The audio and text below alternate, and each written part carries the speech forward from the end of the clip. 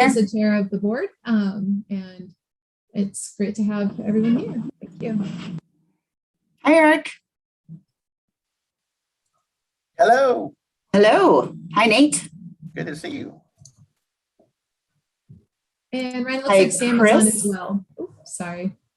Hi, Liz. Hi, Jackie.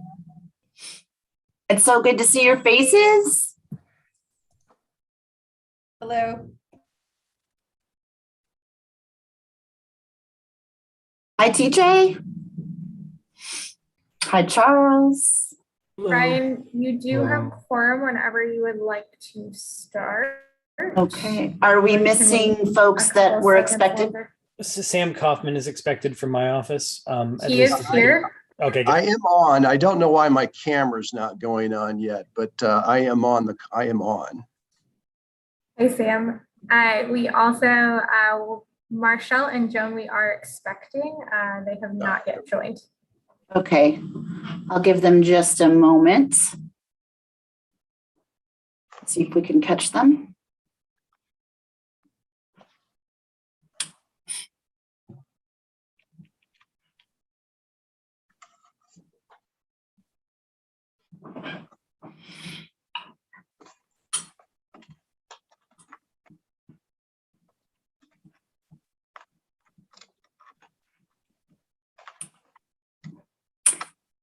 In the meantime, welcome everybody. I hope you all had a lovely holiday and hopefully some relaxing time off over the break of sorts. Who'd we just, there's Marshall. Hi, Marshall. Let's just see if we can grab Joan.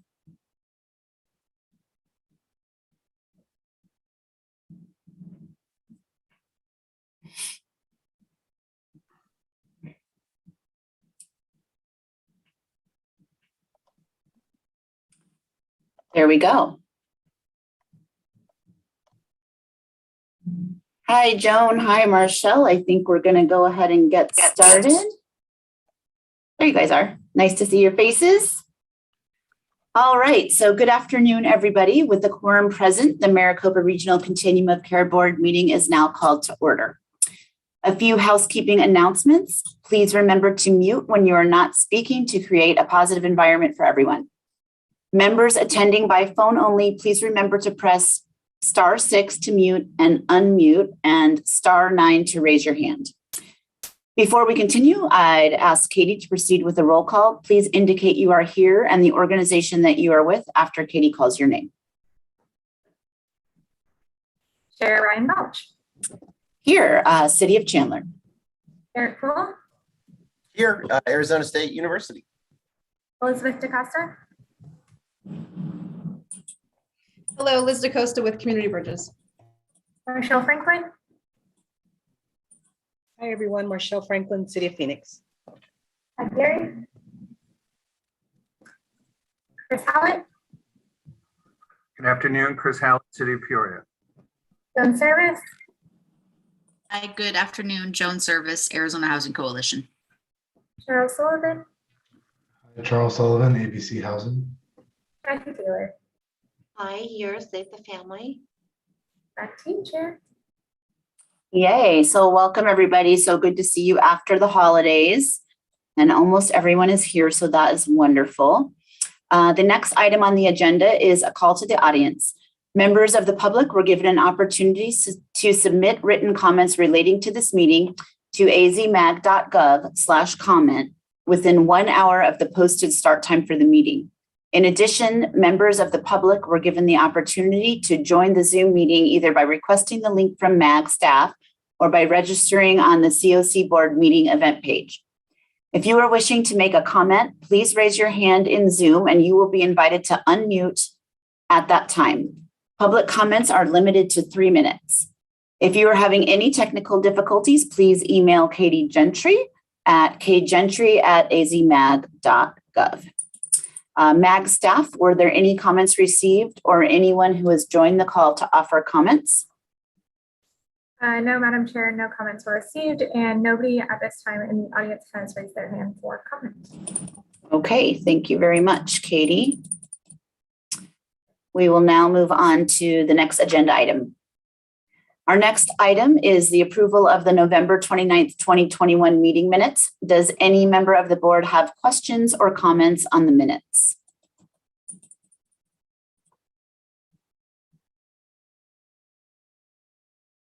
Okay. Seeing and hearing none, may I have a motion to approve the November 29th, 2021 Maricopa Regional Continuum of Care Board meeting minutes? It's Eric Cole. I'll make that motion. Thank you, Eric. Second, this is Chris. Chris, is that a second? Yeah, okay. So thank you, Eric, for the first and Chris for the second. Is there any discussion of this motion?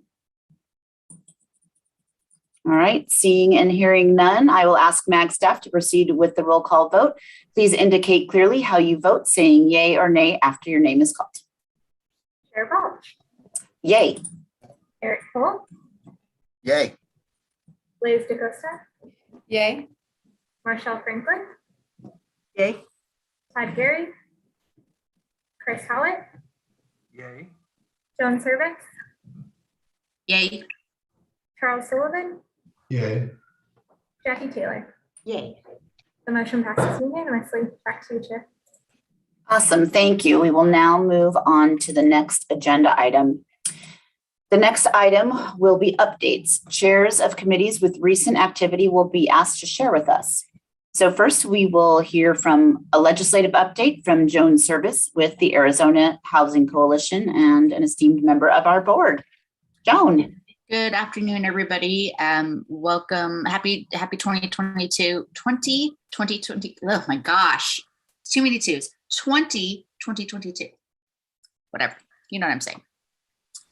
I am admittedly multitasking, watching the opening session of the Arizona legislature. We're expected to hear from Governor Ducey shortly as he gives his state of the state. And we do anticipate some mention of affordable housing and homelessness. I just don't know to what level. The Housing Coalition will be, actively advancing legislation and conversations down at the state legislature this session. We do anticipate there to be quite a number of both offense and defense positions that we're going to be taking. One of the main areas that we're focused in on is obviously securing an ongoing annual appropriation for the Housing Trust Fund, something that there does seem to be an appetite with lawmakers, even with the influx of federal COVID-19 dollars or federal relief. One of the activities that we were looking to address through a legislative proposal was to have a state interagency council on housing and homelessness. But I will admit that is happening rather organically and under the great leadership of the leadership of Director Simplot, who's doing a great job of leading that effort, bringing together both DES, Access, and many other state agency directors to address the issues of our housing insecurity challenges. And then we are also working alongside Vitalist as they look to expand, have both a legislative fix and implement teacherages at a statewide level, or beyond just where under current statute, it's just rural and tribal. We will be looking at a legislative fix to also include urban, so thus a statewide approach to teacherages, which is basically utilizing state or school land and building affordable housing on that for both teachers and for the whole support paraprofessionals in education. That clearly, the housing challenges plus the low funding create some significant barriers. And then we're also in conversations around potential mobile home legislation. We're also supporting activities.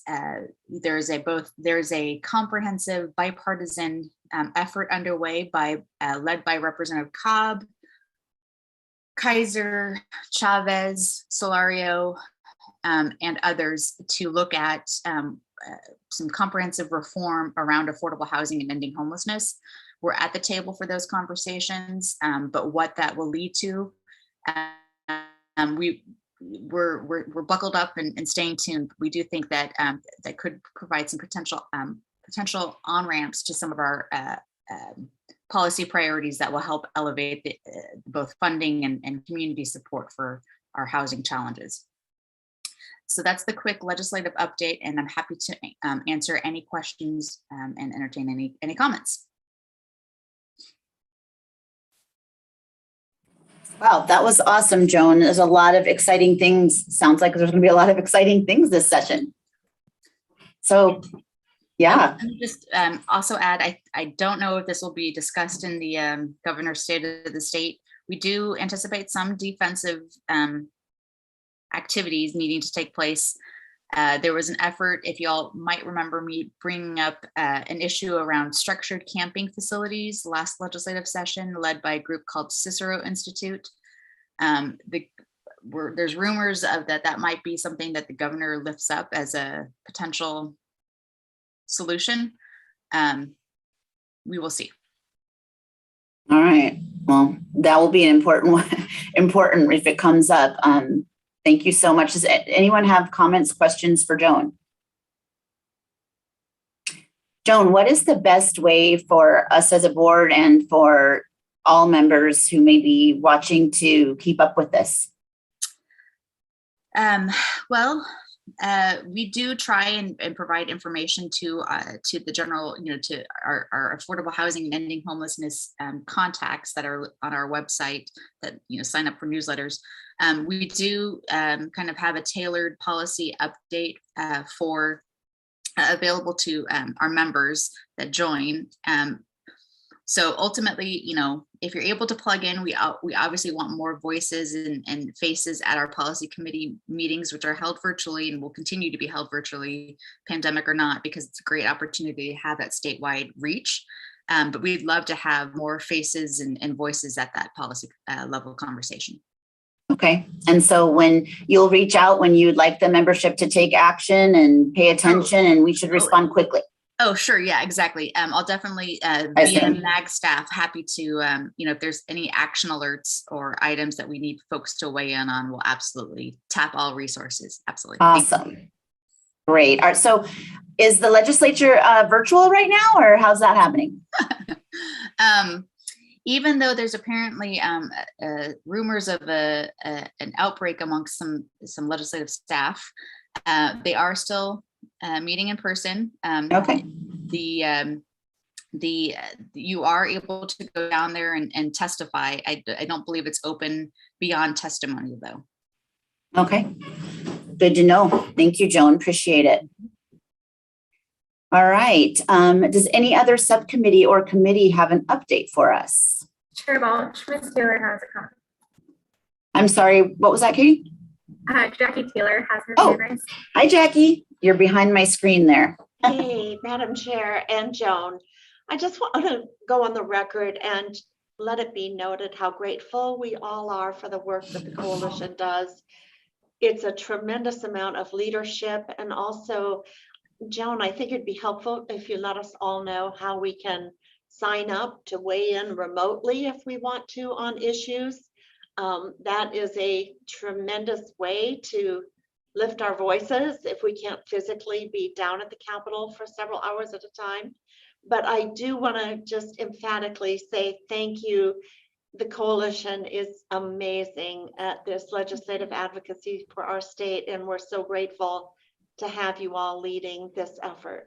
So on behalf of all of us, thank you.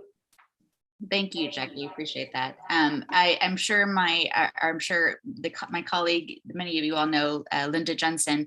She's probably took that idea and she's like, "Oh, we need to have a video," which we actually did create a video for the TPCH COC. So I'm sure we can do a similar video to teach you all how to quick tutorial on how to access the request to speak system down at the state legislature.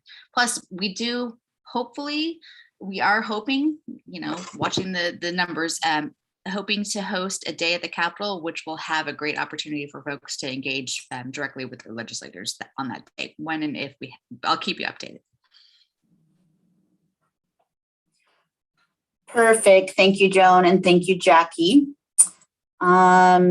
Does any Member of the board have anything else they would like to discuss under this item of updates? Questions for any of the committees or anything that are pressing? Okay. Staff, I can't see, and maybe it's my problem. Oh, got it. I fixed it. Okay. I wasn't able to see who was on the call. Okay. Thank you. All right. With then, if hearing and seeing no questions or comments, we will move on to the next agenda item. Ty Rosensteel, I see you there, Ty. Hello, good afternoon. Director of HMIS and Database Resources at Solari will provide an update on the Learning and Action in Policy and Partnership, or LAP, Project Data Sharing Agreement and offer it to the board for approval. Hi, Ty. Hi, everybody. Good afternoon. My name is Ty Rosensteel. I'm the Director of HMIS and Database Resources at Solari. We are the HMIS System Administrator and HMIS Lead for you all. Today, I have a document that is coming from the Learning Action Partnership group that we've discussed previously.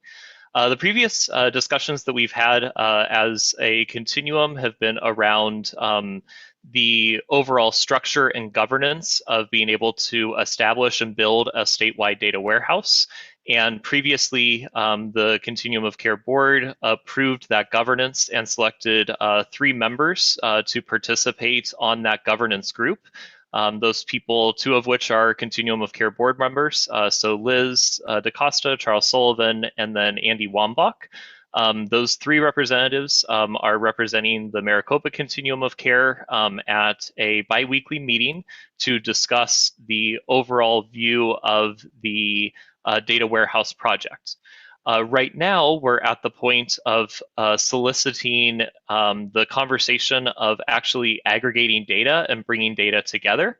And so this is the Continuum's first view of what a potential data share would look like and what data we would be contributing.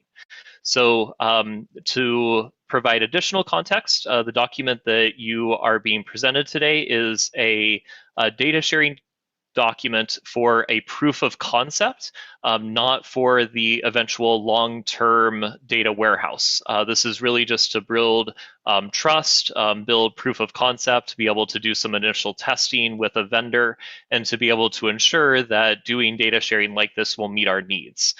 This document is being presented to all 3 of our continuums of care, both Maricopa County, Balance Estate, and Pima County. And this document locally has been reviewed by both the Data Subcommittee and the Continuum of Care Committee, in which those committees passed this agreement unanimously. So the document going through it outlines what information would be shared from our Continuum of Care to an HMIS data warehouse vendor to be able to aggregate the data. We outlined the data that's going to be shared is going to be a standardized HUD CSV export for projects that are funded by the Arizona Department of Economic Security.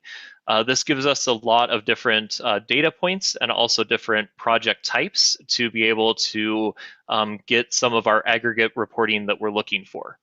Although the data is going to be client level and personally identifiable, we're going to be removing personal identifying information for HIV information and domestic violence. So those have additional protections and laws for those persons, so we'll be removing those. We outline the purpose of the data sharing is to conduct beta testing. The use of the data is outlined to be able to do initial aggregate statewide reporting and to do analysis to ensure that the project would meet our needs. And we have the proposed motion that would outline the data release, which actually is going to be historical in nature. We're going to be looking for data to be going from 2019 through 2021, so 2 full years of data from the HMIS system. That little gap in the past 6 months will allow for just additional privacy of persons that are currently experiencing homelessness, and give us an opportunity to, update releases of information should care coordination be an opportunity in the future. So I hope that that gives a little bit of an overview of where the overall project is and what the board is being asked of at this time. At this point, I'd like to pause for any questions or discussion.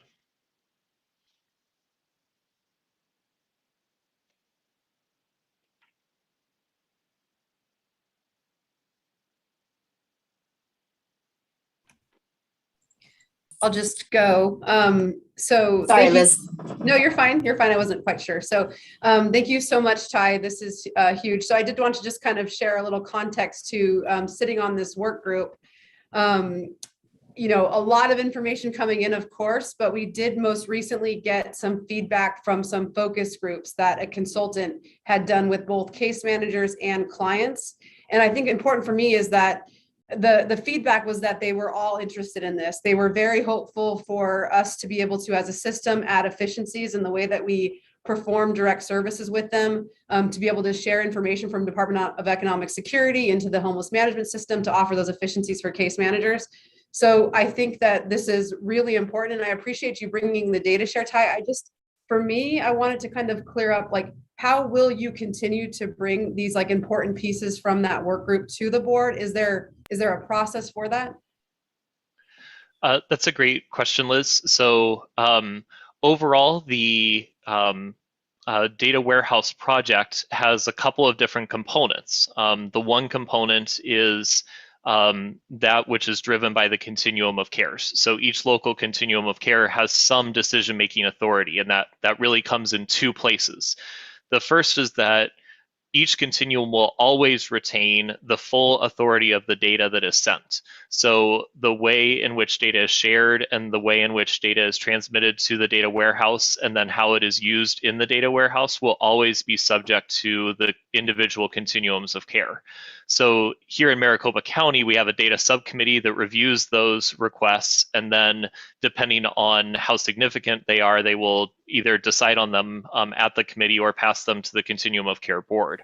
So for this particular data sharing request, this was presented to the data subcommittee, and because it is very broad in nature and concerning lots of clients and personally identifiable information, they have a policy that says it must be reviewed by the committee and ultimately approved by the board. So for data sharing items and items like this that are going to be related to client information and client data, how the data warehouse will use information, we really do need to have direct continuum approval. The other piece to this is the governance concept, the idea of technically building a data warehouse. And that is something that is meant to be more collaborative, where all of the continuums are making these decisions jointly. And when there is a decision to be made, it really is up to those locally decided on members to make that choice. So here in Maricopa, we selected yourself, Charles, and Andy to represent our continuum in those decision-making items. So things like developing the technical specifications of a RFP for a vendor. I don't believe that should be something that would come back for approval for each continuum of care to make, but it's for the representation of the continuum of care members to sit at that those work groups and those meetings, give input, give voice, and if there is a problem or a concern, to be able to raise our hand, right, our work group members' hands and say, actually, this is something we would like to bring back to our continuum of care, take it to a technical committee, review together before we'd be able to proceed. So it's a little bit of both, but the commitment is that anything that is related to client data, client privacy does need to come back to the continuum of care board, but that kind of the more technical items, the things that are less about policy and more about like actual implementation should be driven by the members of the work group. That's my understanding of how the governance has been set up. And if this board is not comfortable with that, we would need to discuss that and, share that back to the overall work group. Thank you so much for that. So no, it does make sense. And it feels like we've got a good infrastructure in place for protecting the data. When it ever incorporates any kind of use of data, it would come back to data subcommittee and then follow those procedures. So thank you so much for that, Ty. Thanks, Liz. Thanks, Ty. Question. Is the ESG, the DES recipients of ESG, that particular data, is that being used as a pilot and additional data will come forward later, or is this meant to be specific to that population? Great question, Ryan. This is really to establish a proof of concept and to conduct initial beta testing. It is not meant to be the end product of the data warehouse. So if this is successful, there will be an additional request for data. I don't know what that will look like, of what those data points would be or how broad that would be, but I do anticipate it would be larger in scope.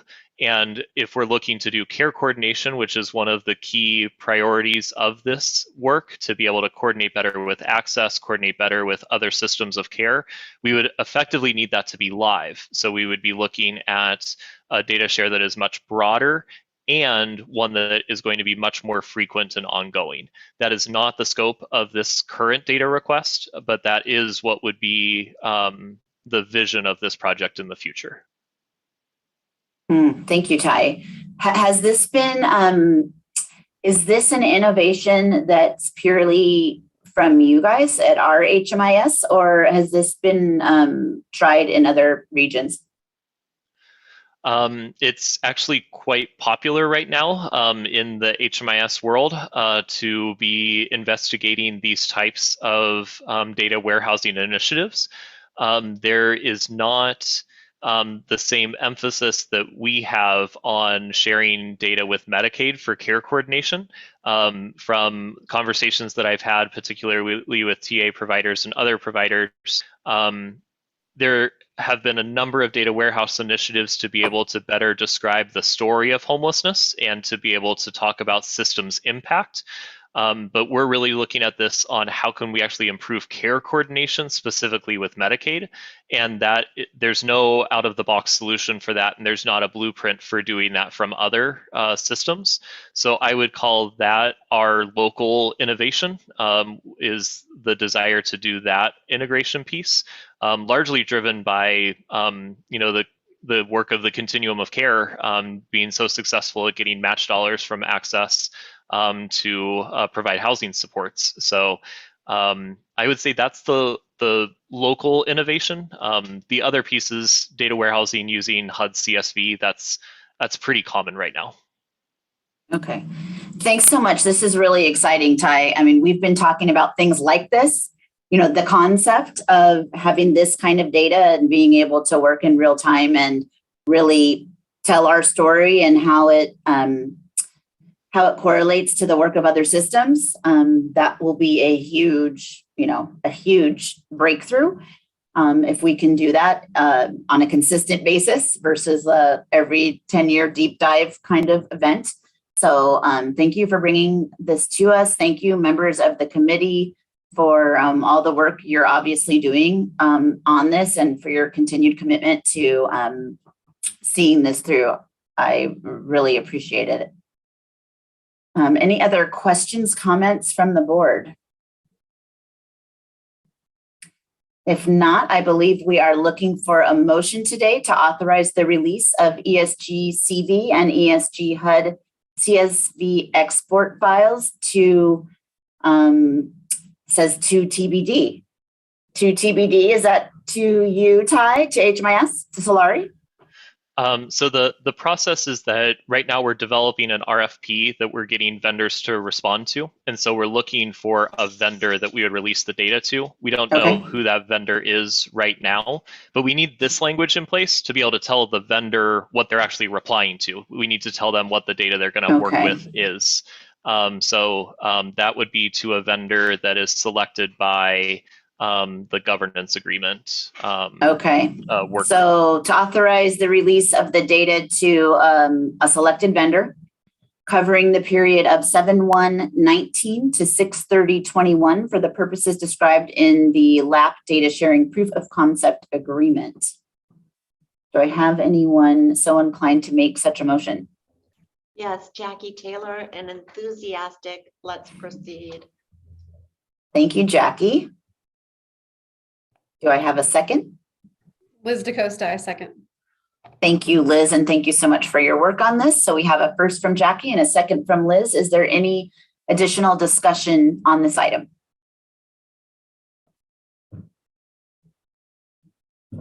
All right, hearing and seeing none. Katie, would you please take the roll call? Please remember to say a clear yay or nay. Chair Balch, Yay. Eric Cole, Aye. Liz DaCosta, Yay. Marshall Franklin, Yay. Chris Hallett, Yay. Joan Service, Yay. Charles Sullivan, Yay. Jackie Taylor. Yay. The motion passes unanimously. Back to you, Chair. Very good. Well, thank you, committee. Thank you, Ty. Thank you for everyone for your support on this item. I can't wait to hear the next steps. All right, we are going to move on to the next agenda item. Ty is sticking around and TJ, the Regional Homeless Project Manager at MAG, to give an overview of the HMIS evaluation proposal and offer the proposal to the board for approval. Ty and TJ. So Madam Chair and members of the board, I'll kick it off here and then I'll pass it over to Ty. As Ryan just mentioned, this is really a concept that has gone through some of the data subcommittee and the committee as well of briefly discussing what this would entail. And I don't recall, but I think the last board meeting we touched on this a little bit as well. This is really an attempt to focus on how we can look at our HMIS system and the vendor specifically with its current gaps and areas for improvement, and see if there is a better pathway forward for us to leverage as a community and a system. Decisions like this are not to be made by any one entity, but are to be made by the system led by you all on this board. And so this RFP provides some of the details of what this process would look like in the short term, as well as in the long term, and what that would mean for our community going forward. I will just say that this is a part of the regional action steps that were approved by MAG's member agencies and that went through this board is to go through this evaluation process. In addition, we have multiple funders who are interested and have committed to supporting this process because of the impact that it could make on our community. So with that, I'll pass it over to Ty to share some of the details of this language here in front of you. Thanks a lot, TJ, Madam Chair, and members of the committee of the board. The big piece I just want to share is that I've worked with this Wall Sky HMIS solution for about a decade, and the truth is that it hasn't changed in about a decade. We're working with a tool that has really been limping along and has not gotten a lot of support to the software and to its users for a really long time. And as customers of a for-profit business, it's incumbent upon us to make sure that we are selecting a product that really meets our needs in the most substantial way. So in the document, I listed out 3 very specific ways in which the HMIS solution is not meeting our community's need. Just outlining those very specifically. The reporting tools are outdated, and the structure itself makes meaningful reporting very burdensome and very costly. It's not that we can't do it, it's just that it takes a lot of work, both in staff time and technology, to get those reports out, and that it happens on a system level and also on a provider agency level. The second piece is that the current user interface is outdated, not intuitive, and necessitates costly and unmaintainable workarounds. It's very simply the fact that the system looks old because it is, and it doesn't have any of the conditional logic interfaces that we're used to in local software. So we have to run a lot of data quality reports to check things that just should have never entered into the system anyway, right? You shouldn't allow for the system to collect that a person is a 3-year-old veteran, right? I don't need a data quality report to tell me that a veteran is not a 3-year-old. I need a software program that prohibits me from entering data for a 3-year-old on their veteran status at all. The third item is that the HMIS software that we have really does not have interoperability functions to meet upcoming data initiatives. So when I talked about the LAP data project in our last conversation, one of the core facets of that is to be able to have a software that is interoperable with a data warehouse. We simply don't have that. If we want to share data with a data warehouse, we have to do a manual data export with a HUD CSV function, and that is not an automated process. And there's not functionality in our current software that does this. So with these concerns, the proposal is that we really engage in a community-wide conversation to say what are our needs around HMIS and what are the vendors that are out there. Is it actually worthwhile for us to go through this process and change vendors? The process of changing vendors is immensely expensive, both on the cost side and on the human capital side on the system and at our member agencies, right? The providers that actually have to implement this. So a change on this really needs to be, as TJ described, a system change. We need to agree to do this as a system. So the first step is really to do an evaluation to understand the environment, to understand the needs, to understand our current vendor, understand the gaps, really look at the costs that are associated with this from a human perspective and a financial perspective, and decide if this is a meaningful endeavor that we want to go into an RFP process for or not. So with that, if the presenter could scroll to the bottom, I have kind of a 3-step process here with an approximate timeline of each. The first is that I think we need to take approximately 3 months to do a comprehensive evaluation and vendor and community needs assessment, and there's a cost associated with that. If the community decides to move forward, we would go the next step of doing a potential RFP and contract negotiation, either with a new vendor or our current vendor under updated terms. And again, that would take an additional time, but that would be a second phase. And then the third phase is if we actually did contract with a new vendor or make system changes, we would have to make a sizable investment in making that happen. So overall, we're looking for the Continuum of Care Board to approve this process of really engaging in meaningful conversation and stakeholder involvement and understanding the needs of the community so that we can make meaningful decisions in an RFP or updated contracting stage. At this point, I'll pause for questions and turn it back over to you, Chair Balch. All right, thanks so much, Ty and TJ. Are there any questions from the board? I know I have a few, but would like to turn it over to anyone else first.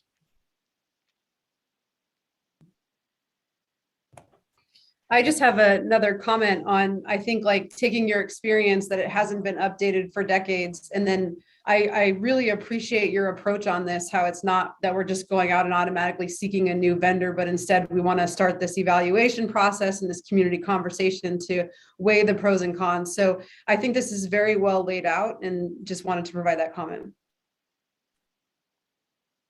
Thanks, Liz. I was just hoping MAG staff or Ty or TJ, TJ is MAG staff.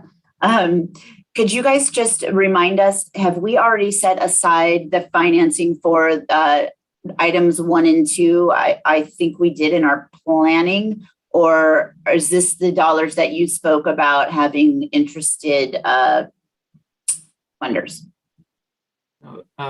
Good question, Madam Chair, members of the board. So we have the first portion of this completely covered with the comprehensive evaluation of the vendor and the community needs.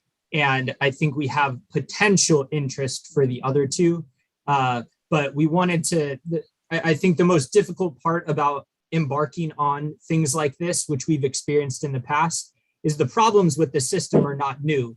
but aligning problems with interested funders, with interested community is very tricky to get all of those things at the same time. And so we are fortunate enough at this particular moment to have some of that commitment up front to start the process. And I think for this board, for MAG, and for other regional leaders in this space, I think we would all be lobbying and leveraging the relationships and partnerships we have to continue on with this as this goes forward, now that we have the initial buy-in to get this process started.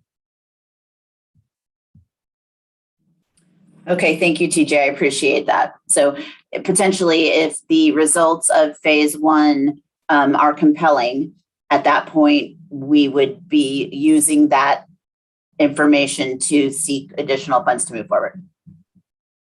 That's correct. And again, since we have 3 funders currently as a part of this, we feel pretty confident that with that and additional funding, in additional relationships who have indicated interest, just not necessarily gotten to the point where we have a specific ask, but we think it is pretty feasible that this would be able to happen based on our current landscape.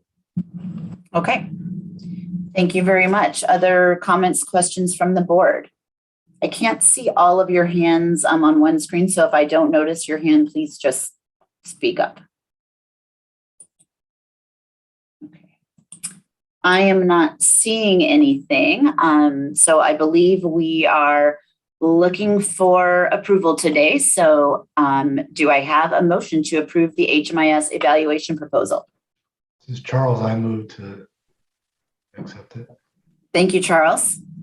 Do I have a second? This is Liz and I second. Hi, Liz. Thank you. So I have a first from Charles and a second from Liz. Is there any further discussion on this motion? All right, hearing and seeing none, I would please ask Katie to proceed with the roll call. Please be clear in your vote. Chair Reinfeldt. Yay. Eric Cole. Aye. Leslie DeCosta. Yay. Marshall Franklin. Yay. Chris Hallett. Yay. John Service. For distribution. Charles Sullivan. Yay. Yay. I didn't hear my name, but Katie, did you call me? This is Jackie. Yes, thank you, Jackie. Yay. The motion passes unanimously. Back to you, Chair. All right, thank you, everyone. And thank you, Ty and TJ, for moving this forward. Another thing that we've been talking about for a long time, but is very complex. And I also appreciate the provider's willingness to take a look at this, because it will be the hardest on the providers who are entering this data and trying to convert all their data. And it's a massive undertaking. I mean, I dabble in some of our programs, I look at it. So I only understand, the bare minimum of the complexity, but it is very complex, but very important. So much appreciated. Thank you, everyone.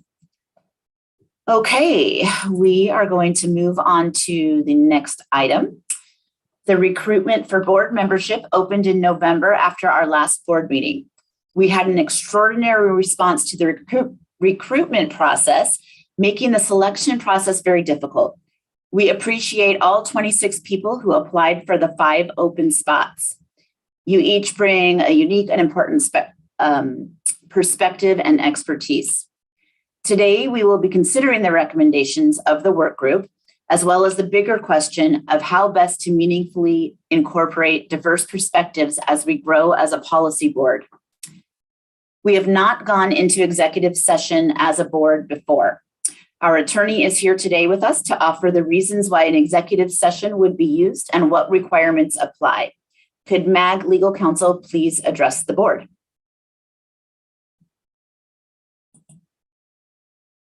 Sam, you're on mute.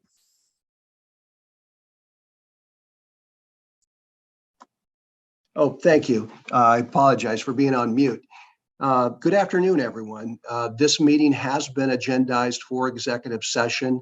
We've provided the basis for executive session under ARS sections 38-431.03, 1, 2, and 3. The board may move into executive session only upon a vote to enter executive session. And discussions, the statute provides both for the legal advice that may be solicited at that time, and it also provides for executive session when certain personnel decisions are being made, including a board selected position. So that provides you the legal basis. If you choose to go into executive session, that is the procedure you must follow.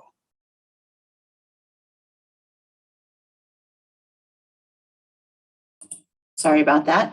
All right, thank you very much. So it is my personal recommendation that we go into executive session today. Do we have a motion to recess the meeting to conduct an executive session? I move to recess the meeting. Was that you, Jackie? Yes. Thank you. Can I get a second? This is Marshall. I'll second.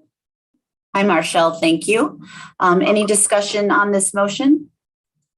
This is Bradley Burns. I'm Sam's partner. Hi. Could the motion be clarified not to just be recess, but recess into executive session? Certainly. Can I ask that the motion just be amended to recess the meeting to conduct an executive session? Or to move into executive session, is that better? I guess I would need to approve that, so I so approve. Okay. And I support that. Thank you very much. Any additional discussion before? Yes. Sorry, it's Eric. Quick question. Absolutely.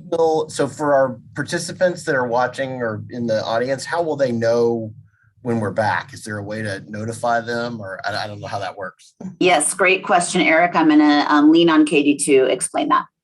Madam Chair, Mr. Cole, this meeting will continue to happen. And when we are done with the executive session, we will come back to this meeting. So there will be a panel that says we are in executive session, and then that slide will come down when we come back to executive session. So there's not necessarily a notification, but people can continue to watch their stream. Thank you, Katie. Does that help, Eric? Yeah, it does. Thank you. Okay, wonderful. Madam Chair, members of the board, you also just received an email from me with the link to the executive session for you to leave this meeting and join that meeting. Okay, thank you, Katie. So, Chris? Yeah, when was that sent? That was for Katie? I will be sending it briefly. My email is loading right now. But first, we must conclude the vote. Let's not forget to do the vote. So if there's no further discussion, I'm going to ask Katie to take the vote, and then she will instruct us. Chair Balch. Yay. Eric Coleman. Aye. Elizabeth DeCosta. Yay. Marshall Franklin. Yay. Chris Hallett. Yay. Joan Service. Yay. Charles Sullivan. Yeah. Jackie Taylor. Yay. The motion passes unanimously. Okay, thank you. So we are now going to move into executive session. Board members, Katie provided the link. I just saw my email come through for members to join the executive session. For those of you who are viewing out there and streaming the meeting, we will be back just as soon as we can on this here Zoom link as soon as executive session concludes. So excuse us just for a few minutes. Thank you.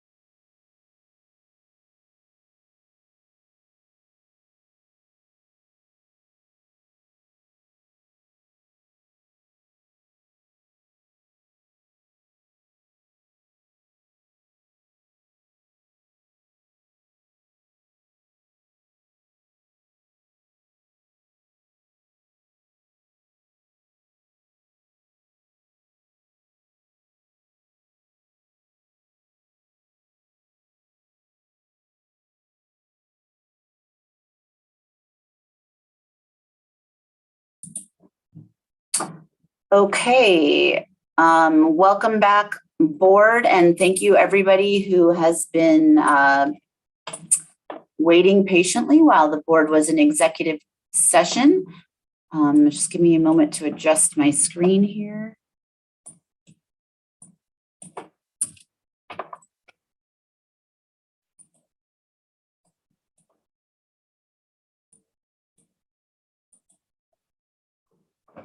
Okay, MAG staff, are we ready to reconvene the regular meeting?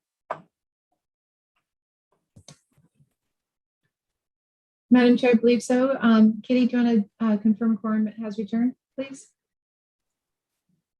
Looks like Katie's still coming in. I believe we have everybody who was in the executive session has returned though. There she is. Katie, can you just look down the list and make sure that everybody has successfully made it back? I think I see everybody.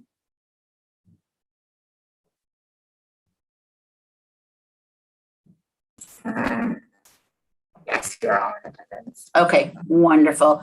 So again, thank you, members, for sticking around while we were in executive session. We really appreciate that. We are now reconvening, and I'm going to pull agenda item 12 out of order to address the item in executive session.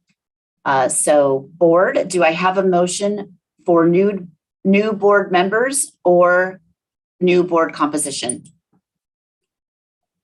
Or no, never mind, that's it.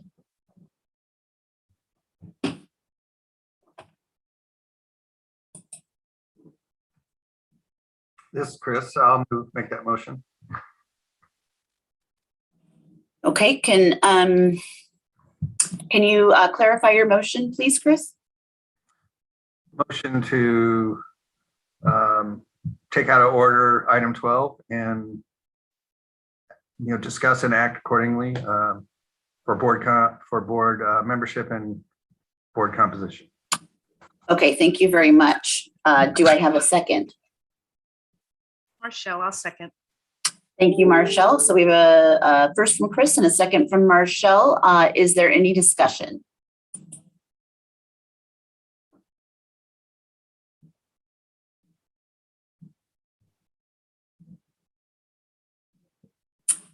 I think probably the first point of discussion is, are we discussing putting forward a panel of a new panel of members to approve, or would you like to have a discussion about board composition? Madam Chair, members of the board, members of the public do not know the members that are recommended at this time. Would you like us to share that? Yes, I think that would be appropriate. So the 5 members that were recommended,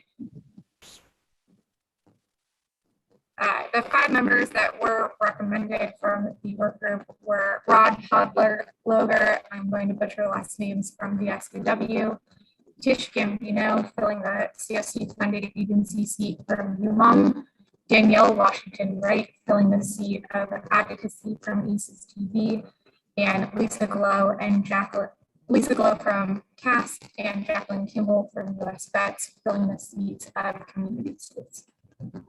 Okay. May I ask, is there another MAG staff representative that might be able to just review that, since Katie's audio is just having a little bit of trouble? Madam Chair, Amy, I'd be happy to. Thank you. So the recommendations that are on for discussion right now for the CFC funded agency, it's Letitia Brown Gambino, Chief Programs Officer with UMOM. The funder would be Rob Podlager, the Chief Development and Engagement Officer with Valley of the Sun United Way.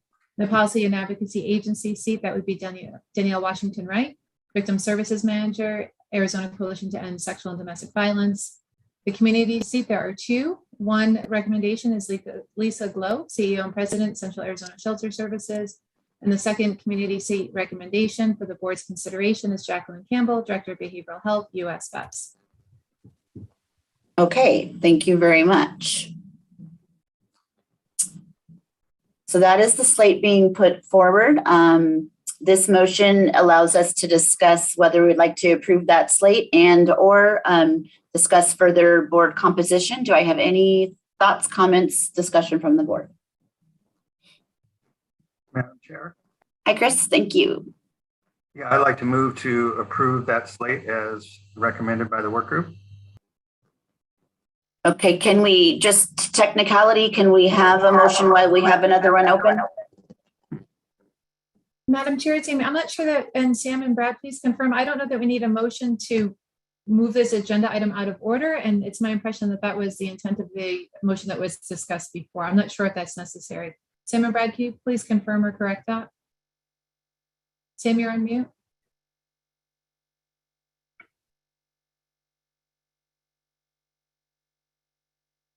Okay, sorry. No, I don't believe the first motion was necessary. There's, we have Board Member Howlett has a motion, I believe, to approve the board members identified. So you have a motion. I don't believe you have a second, and you've not yet had any discussion. So okay, perfect. Thank you for helping me out with that. I'm confusing myself apparently. Okay, so Chris has a motion. Do I hear a second for that?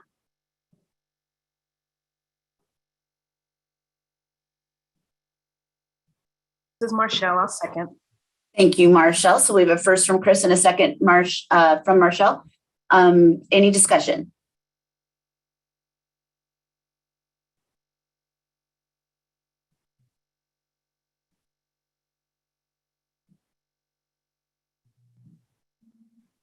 Seeing none from the group, I just have a comment that may or may not lead to discussion. I think this is first of all, I want to thank the committee for the incredibly hard work that they did.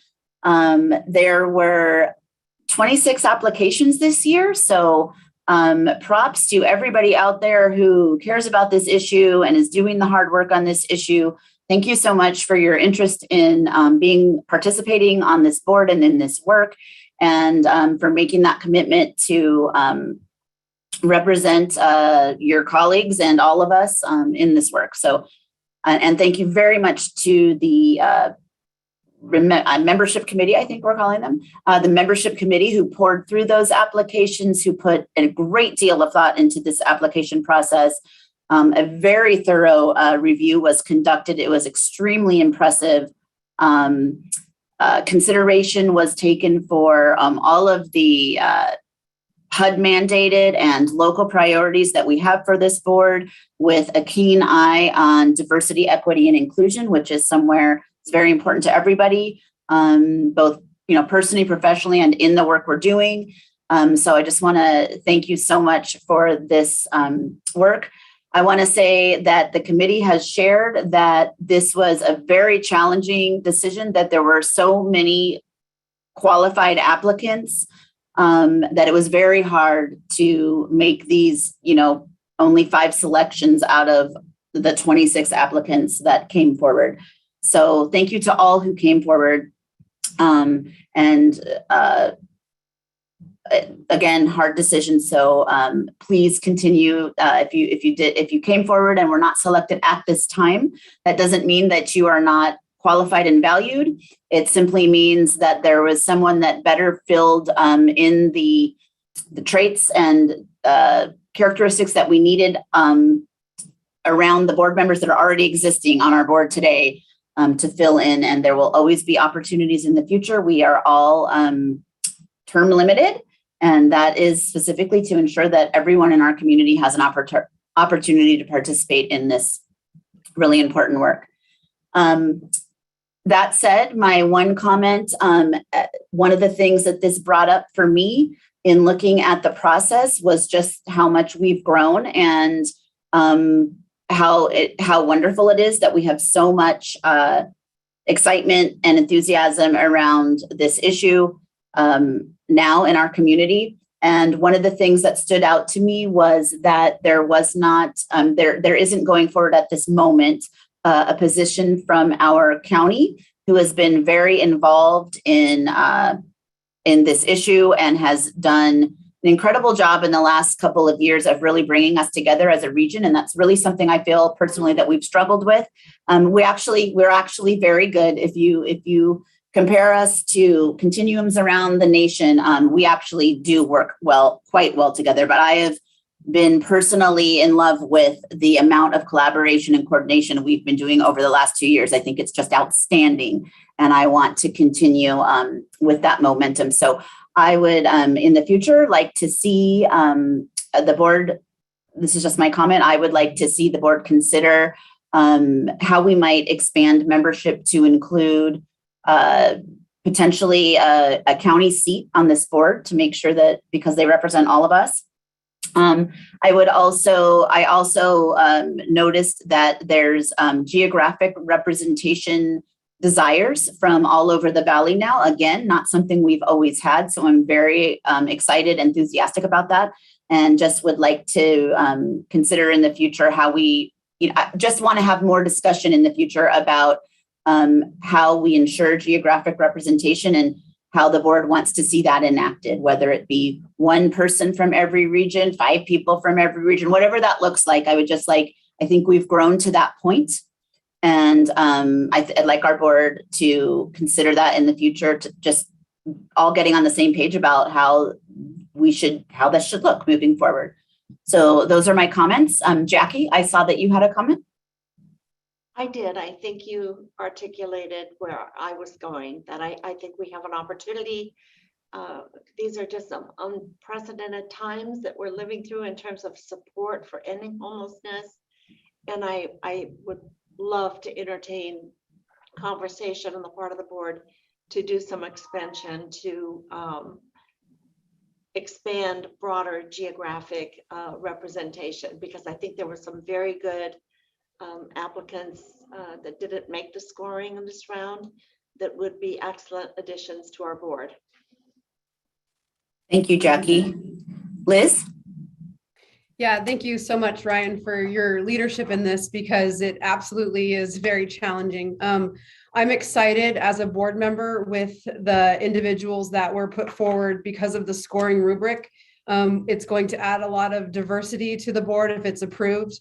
And I'm excited that we got to take a leadership position as a board in placing emphasis on this. It really is putting action to things that we all talk about.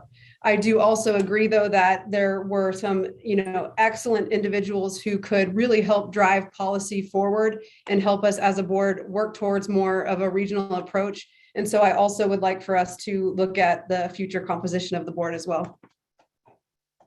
Thank you, Liz.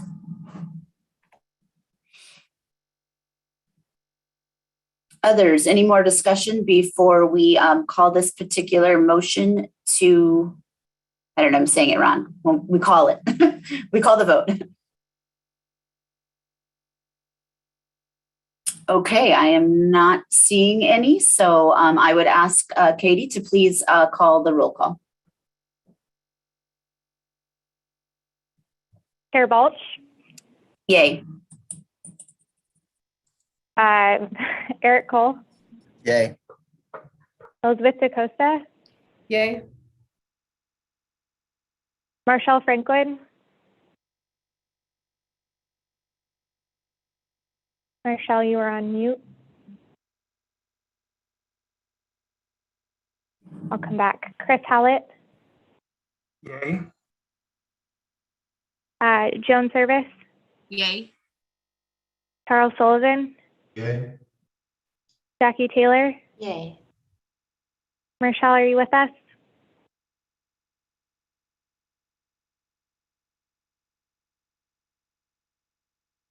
Chair Balch, the motion passes unanimously with an abstention from Marshall Franklin.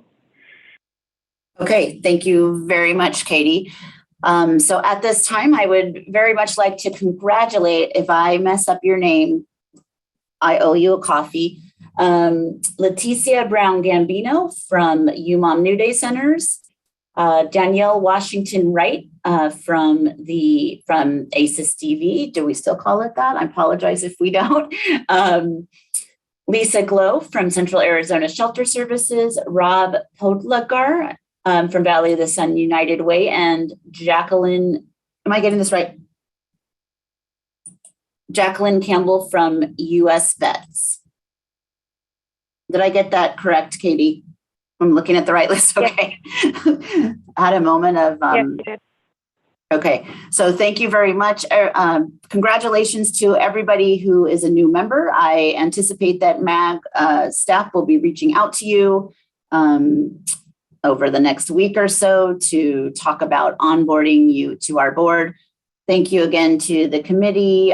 Thank you to everybody who applied. All right, moving on to the next item. Nikki Stevens, Regional Homelessness Program Manager, will provide an update for the 2022 point-in-time homeless count. Nikki?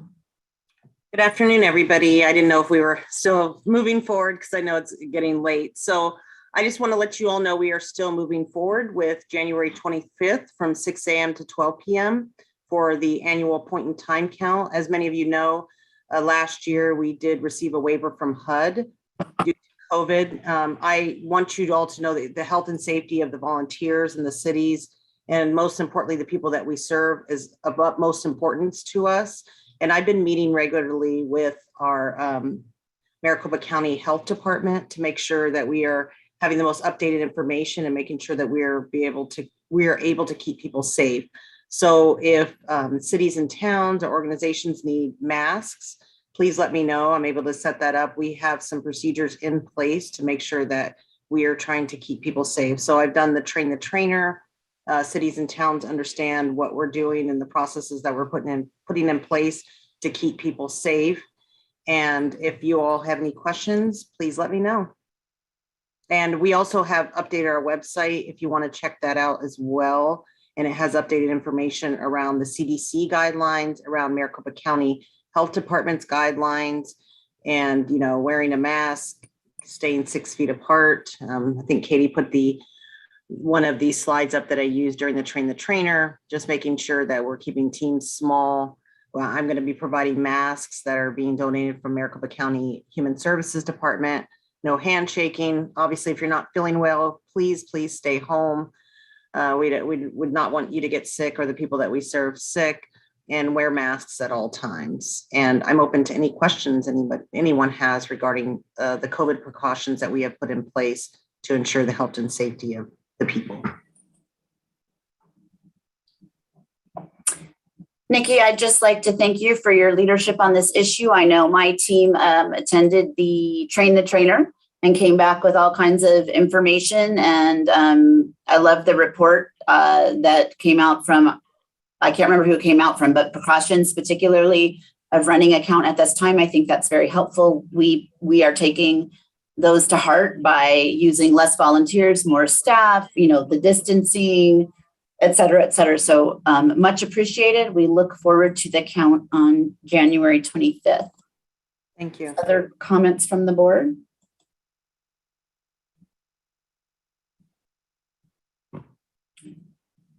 All right, seeing none, thank you so much, Nikki. We will move on to the next agenda item. Nikki Stevens and Julie Montoya, Human Services Planner at MAG, will provide an update on the racial equity plan that was approved in February 2021.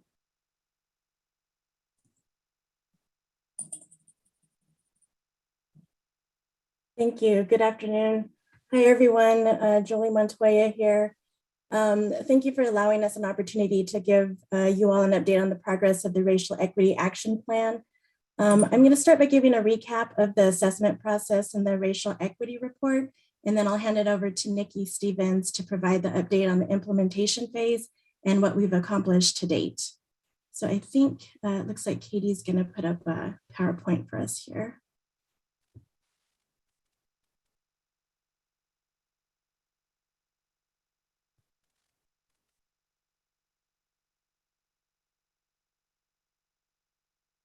You can go to the next slide, Katie, please.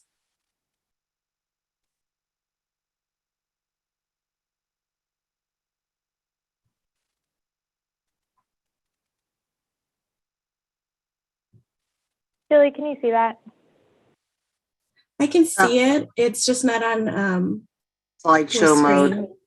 Yeah. We'll just do it. That's fine. Okay, thank you.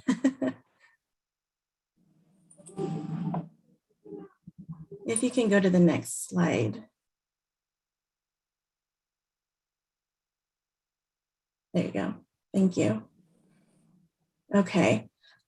So how did we get here? So this data that you're seeing here was presented to the Maricopa COC board several years ago. This data looked at the racial and ethnic specific homelessness data collected through the PIT count and HMIS data and compared it to overall county numbers, which revealed higher rates of homelessness for persons of color in our homeless services system at that time. So since then, you, the board, and the Maricopa COC has launched an effort to embed racial equity in our community response to homelessness, as it was important for us to address this. Next slide, please.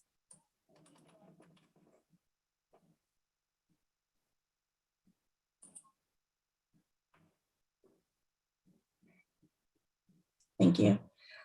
So initially in early 2020, the Maricopa COC engaged racial equity partners to work with us to conduct a community-wide assessment on race and homelessness in Maricopa County.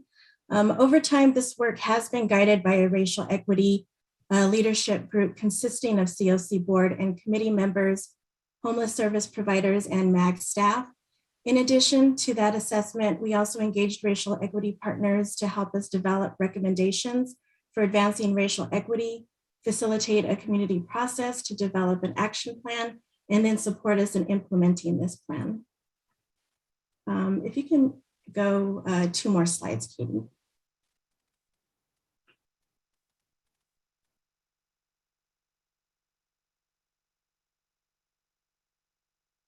Thank you.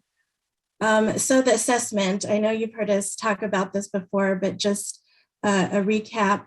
The assessment was included the perspective of people of color experiencing homelessness, as well as providers working in the homelessness system.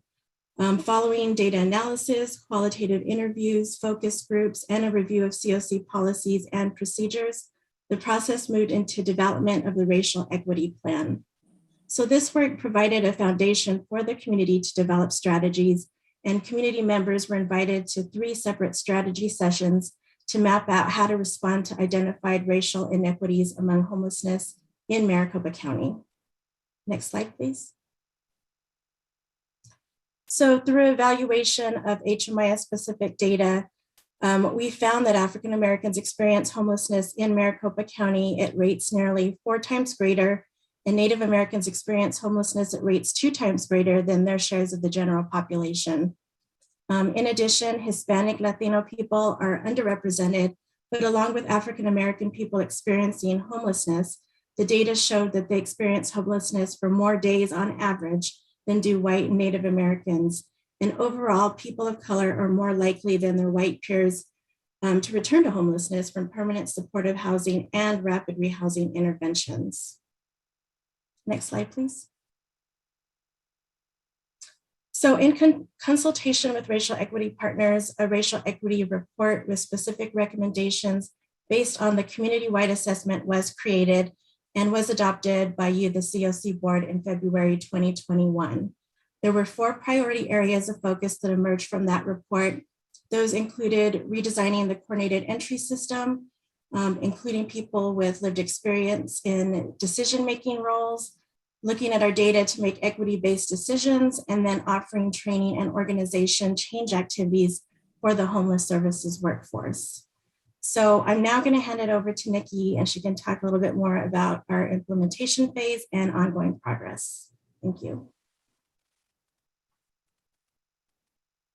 All right, thank you. So as you all know, many of you know, I am super excited to be here to talk about the progress that's been made just in 2021 around racial equity and with the Maricopa County Continuum of Care. So, you know, one of the first things I want to talk about really quickly is the HMIS Racial Equity Provider Toolkit, which I think is an amazing opportunity for organizations to really do a deep dive within their own data for their organizations.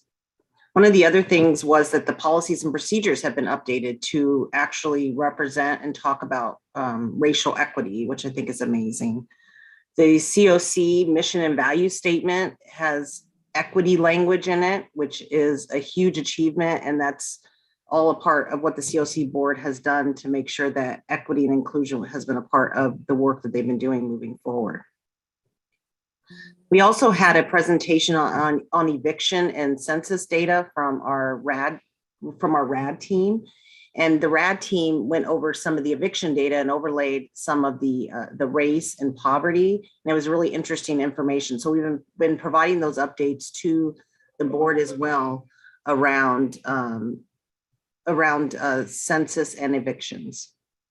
There also has been a small group cohorts that have been meeting with executive leadership, direct service personnel, and program managers around racial diversity. One of the other things was part of the recommendations from Racial Equity Partners was to provide compensation for people with lived expertise. So we've been able to do that, which I'm very excited about. So that will be an ongoing and a part of the planning that we put into the budget for the continuum of care in the coming years. So that's exciting. We've also presented to statewide organizations on the racial equity plan that includes organizations such as DES. Next slide, please. So we still have some really good things to share. The pathways to housing, the regional action plan that just passed included, racial equity within that plan, which I thought was amazing. The coordinated entry subcommittee actually met with national organizations and talked about what they were doing at their coordinated entry levels and looking at the tools and how they could be more diverse. Also, the data subcommittee is continuing to look at race and ethnicity during their meetings, which I think is great. Coordinated entry team has been amazing and sharing that information as well. We also have board and committee recruitment. We're really making sure to ask questions around diversity, equity, and inclusion when we are recruiting committee and board members. We've also been able to create a lived experience subcommittee, which is a part of what's come out of the initial assessment by Racial Equity Partners. So the first meeting will take place on January 28th, which we're excited about that. We also have met as racial equity leadership team over 27 times this year. We've provided 8 trainings on racial equity to the community workforce, which is a part of the plan that we developed. And also we've included race and ethnicity questions in the rank and review process and asking organizations what they're doing to address those inequities. And as many of you know, also in the NOFO scorecard as well. Next slide, please. So for 2022 and beyond, what we propose to work on is continuing to train the workforce, continuing to partner and collaborate with the Arizona Housing Coalition to provide some of that training. We still are continuing to expand the lived experience subcommittee recruitment and have those meetings ongoing and making sure that we are getting people with obviously lived experience and people of different race and ethnicity makeup. Race equity partners, we will continue to consult with them on future projects. We know that we wanted to make sure in the NOFO scorecard going forward, there was an emphasis on racial equity. We also want to look forward to creating an organizational toolkit that will allow organizations to do a deep dive and find out how they can become more diverse. And the last thing is to create a work group on the data metrics for the NOFO scorecard. So we are very excited about the work that we have done in the last year. As you can see, there's so many great things that have been done, and you all have been a part of that. And also we're excited to look forward to what we can accomplish in 2022 around racial equity. Thank you. Thank you so much, Nikki and Julie. That was a great report. It's great to see how much progress we've made in the last year. Very exciting. Board member comments, questions, thoughts?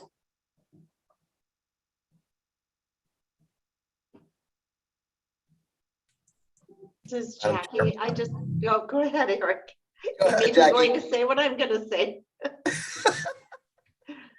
Well, I feel like we owe a great deal of thanks and appreciation to Nikki and Julie and the staff, but also the great set of folks that have come together on this topic.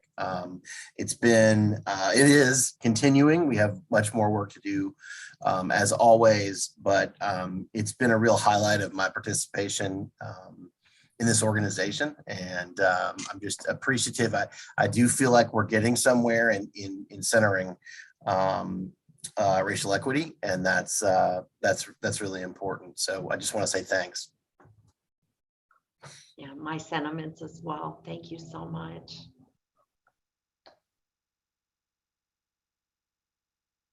Thank you, Eric. Thank you, Jackie. And this is Marshall. Real quick, I'd like to ditto as well what Jackie and what Eric said. Great work. Thank you, Nikki, for your leadership. And the couple of meetings I sat in on, it was really great, robust discussion. So I think we're setting an example across the nation for CFCs and how well we address this issue in a holistic way, and explaining it to folks in a way where it doesn't appear as if we're checking a box, but we truly recognize this is what we need to do as we move towards working with those who are experiencing homelessness. So thank you all again.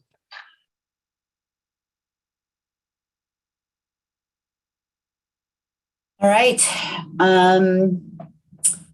Seeing no other hands up, we will move on to the next item on the agenda, which is request for future agenda items. Do any members of the board have any action or discussion items for future meetings? So, Madam Chair, I am positive you already have board expansion on the list discussion. Okay, I'm seeing lots of heads nod on that. So yes, staff, if you could please note board expansion composition to have another discussion about that. And we will have the added benefit of having new board members at that time to help us consider these topics. So I'm very happy about that. Perhaps we could discuss that at the next meeting. Possible? Madam Chair, members of the board, yes, we will add that to your January 31st meeting. Thank you, Katie. Other items? We have lots. I'm starting to feel that I don't want to say pressure, but I'm starting to feel the weight of the plan in front of us come to fruition, and I'm looking forward to figuring out what the board's role is going to be. I know that we will be engaging in some strategic planning very soon here, so I think that will be one of our first topics of discussion. So I'm looking forward to that. Anything else people can think of at this moment? Okay. Seeing none, I'm going to go to the next agenda item, which is comments from the board. Is there anyone on the board that has any other announcements or events that they would like to highlight?